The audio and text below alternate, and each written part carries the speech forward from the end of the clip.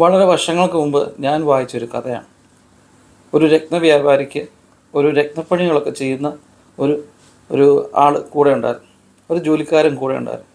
ഈ ജോലിക്കാരനും ഈ രത്നവ്യാപാരിയും ഒരുമിച്ചാണ് ജോലി ചെയ്തിരുന്നത്.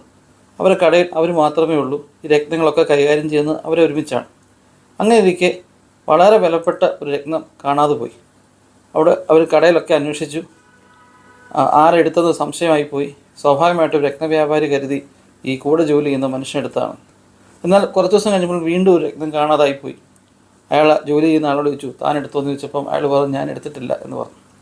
മൂന്നാമത്തെ പ്രാവശ്യവും രത്നം കാണാതായപ്പോൾ കടയുടെ ഉടമസ്ഥൻ വളരെയധികം ദേഷ്യപ്പെടുകയും ആ ജോലിക്കാരനെ ആ കടയിൽ നിന്ന് പറഞ്ഞു വിടുകയും ചെയ്തു. കാരണം അയാളല്ലാതെ വേറൊരാൾ കടയിൽ വരുന്നില്ല.